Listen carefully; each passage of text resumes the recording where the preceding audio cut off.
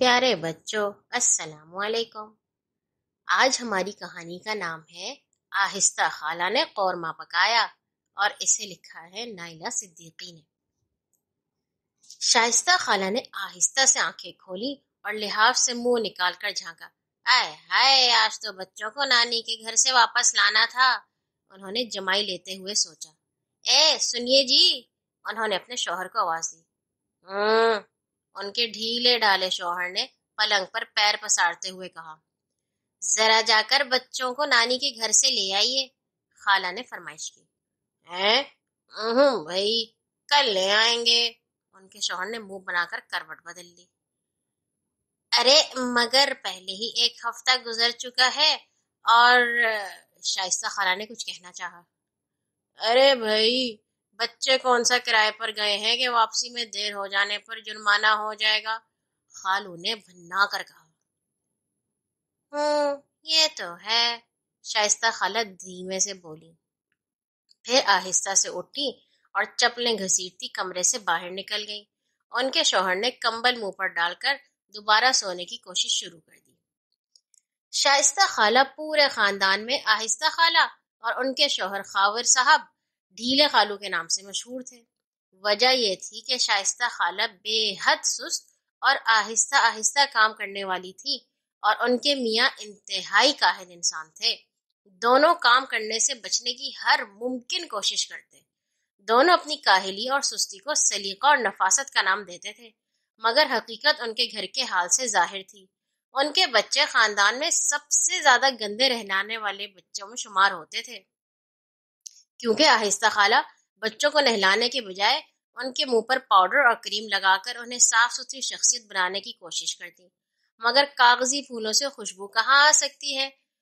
ان بچوں کے قریب سے گزرنے والا ہر فرد بتا سکتا تھا کہ پچھلے ایک ہفتے میں بچوں نے کیا کیا کھایا ہے۔ سب سے چھوٹی بچی کی فراقوں کو دھونا وہ گناہ سمجھتی تھی۔ ان کا خیال تھا، بھلا اتنی چھوٹی سی بچی کپڑوں کو کیا گندا کر سکتی ہے۔ حالانکہ بچی اپنی توفیق کے مطابق دودھ، پانی اور تھوک گراتی رہتی تھی۔ کچھ قیمتی فراقوں کو الٹیاں جذب کرنے کا موقع بھی ملا، مگر آہستہ خالہ کے اصول اپنی جگہ اٹل تھے۔ یہ سارے بچے صرف سردیوں میں کچھ صاف ستھرے نظر آتے تھے، کیونکہ آہستہ خالہ سب بچوں کو گندے کپڑوں کے اوپر بڑے بڑے سویٹر پہنا دیتی تھی۔ یہ اونی کپڑے بچوں کو 1 دسمبر سے پہنا دیے جاتے تھے اور فروری میں اتارے جاتے تھے۔ اب روز روز کون پہنائے اور اتارے؟ ڈھیلے خالو آہستہ خالہ کے اس سلیقے پر جھوم جھوم اٹھتے، لیکن لیٹے لیٹے۔ انہیں جھومنے کے لیے بھی اٹھنا گوارا نہیں تھا۔ بچوں کے اسکول جانے کی عمر ہو چکی تھی، مگر کاہلی کے اصول کے تحت یہ کام ابھی ٹالا جا رہا تھا۔ خاندان والوں کو بھی پوچھنے پر یہی جواب دیا جاتا کہ ہم بچوں کو اتنی جلدی اسکول بھیجنے کے قائل نہیں۔ بچوں کی معصومیت ختم ہو جاتی ہے، اور خاندان والے خالہ کے بچوں میں وہ معصومیت ڈھونڈتے رہ جاتے جس کے ختم ہونے کا خوف خالہ کو کھائے جا رہا تھا۔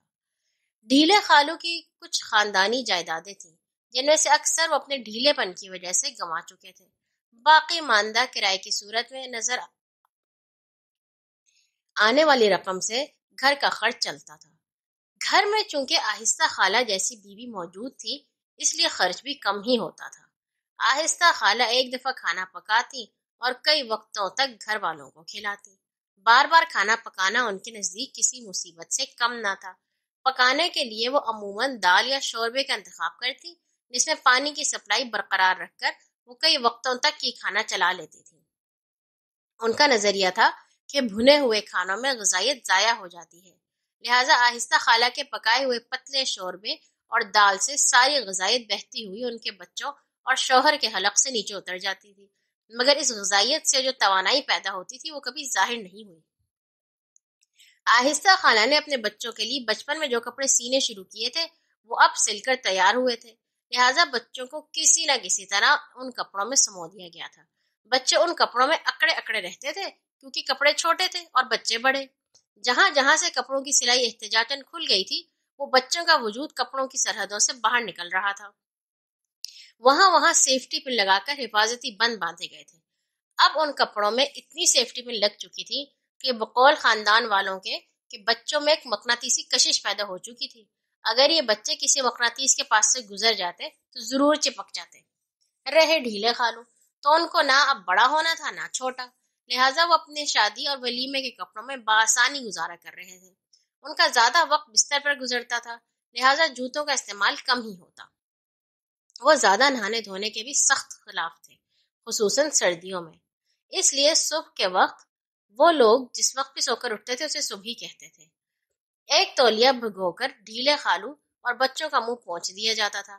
گھر میں صابن کا خرچ نہ ہونے کے برابر تھا، اور ڈھیلے خالو آہستہ خالہ کی اس کفایت شعاری پر دل و جان سے فدا تھے۔ خالہ خالو رشتہ داروں کے ہاں آنے جانے اور تقریبات میں شرکت کو وقت اور توانائی کا ضیاع سمجھتے تھے۔ ان کا خیال تھا کہ یہی توانائی کسی اور کام پر صرف کی جا سکتی ہے، مثلاً سونے اور دوبارہ سونے پر۔ یہ دونوں صرف اپنی شادی پر گئے تھے، اس کے بعد انہوں نے کسی اور شادی میں جانا ضروری نہیں سمجھا تھا، کیونکہ کہیں آنے جانے کے لیے بستروں سے اٹھنا پڑتا ہے، اور یہ بات دونوں کو سخت ناگوار گزرتی تھی۔ ہاں، اگر کوئی ان کے بستروں کے قریب آ کر تقریب کر لیتا تو اور بات تھی، مگر آج تک ایسی کوئی تقریب ہوئی نہیں تھی۔ بستر ان کے گھر کی واحد چیز تھی جو سب سے زیادہ استعمال ہوتی تھی۔ سونے کے علاوہ کھانے پینے اور ٹی وی دیکھنے کے لیے بھی یہی بستر کام آتا۔ ٹی وی کا ریموٹ کنٹرول ڈھیلے خالو کے تکیے کے نیچے رکھا رہتا تھا۔ ان تکیوں کا قصہ بھی عجیب تھا۔ جب بھی یہ تکیے کثرت استعمال سے پچک جاتے، آہستہ خالہ بجائے نئے تکیے بنوانے کے 2 پرانے تکیے جوڑ کر ایک غلاف کے اندر ڈال دیتی۔ اس طرح رفتہ رفتہ ان کے بستر پر تکیوں کا پہاڑ کھڑا ہو چکا تھا، اور دور سے دیکھنے والوں کو یہ معلوم ہوتا تھا جیسے ڈھیلے خالو ماؤنٹ ایوریسٹ پر سر رکھ کر سو رہے ہیں۔ آج کل خالہ خالو ایک نئی مشکل میں گرفتار تھے۔ مسئلہ یہ تھا کہ آہستہ خالہ کے رشتے کے بھانجے بھانجی جو بیرون ملک تعلیم کے سلسلے میں مقیم تھے، اپنے بھائی کی شادی میں پاکستان آئے ہوئے تھے، اور اب وہ خالہ سے ملنے کے لیے آنا چاہ رہے تھے۔ خالہ خالو شادی میں تو نہیں گئے تھے، مگر ان لوگوں نے شادی کا کھانا بھجوا کر ان کے دل جیت لیے تھے، کیونکہ اس کھانے کی مدد سے کئی دنوں تک ان کی غذائی کمی پوری ہوتی رہی تھی۔ ان خدمات کے پیش نظر انہیں گھر آنے سے منع بھی نہیں کیا جا سکتا تھا، چنانچہ اس وقت بھانجا فہد اور بھانجی الینا ان کے گھر براجمان تھے۔ ڈھیلے خالو نے مجبوراً دل پر پتھر رکھ کر انہیں کھانے کی پیشکش کی۔ بھانجے نے اس تاریخی پیشکش کو فوراً قبول کر لیا۔ اب پچھلے 2 گھنٹے سے وہ دونوں ڈھیلے خالو کے بستر کے قریب بیٹھے پہلو بدل رہے تھے، کیونکہ آہستہ خالہ ڈھیلے خالو کی جانب سے سینہ ملنے پر اٹھ کر جا چکی تھی اور پچھلے 2 گھنٹوں سے لاپتہ تھی۔ ارے بھائی الینا، جا کر دیکھو خالہ کیا کر رہی ہیں۔ ان سے کہو زیادہ اہتمام کرنے کی ضرورت نہیں، بس جو کچھ گھر میں پکا ہے ہم وہی کھا لیں گے، فہد نے انتظار کی طویل گھڑیوں سے تنگ آ کر کہا۔ ارے میاں، گھر میں کچھ نہیں پکا، میرا مطلب ہے کہ تمہاری خالہ پلاؤ قورمہ کھلائے بغیر تمہیں نہیں جانے دیں گی، ڈھیلے خالو نے پہلے بے دھیانی میں پھر سنبھل کر کہا۔ سنیے جی، ذرا ادرک لہسن اور دہی تو لا دیجیے، خالہ بے دلی سے چلتی ہوئی نمودار ہوئی۔ وہ کیوں؟ بھائی کسی اور دن منگا لینا، خالو نے سستی سے انگڑائی لی۔ قورمہ پکانا ہے، خالہ نے منہ لٹکا کر کہا۔ اچھا میاں فہد، تم بیٹھو، میں ابھی آتا ہوں، خالو نے بستر سے ٹیک آف کرتے ہوئے کہا۔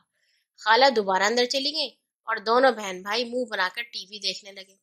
خدا خدا کر کے سودا سے لفایا تو بھائی نے بہن کو خالہ کی مدد کے لیے اندر دھکیلا کہ ان کا ہاتھ بٹاؤ۔ بہن تھوڑی دیر میں واپس آ گئی۔ کیا ہوا؟ فہد نے پوچھا۔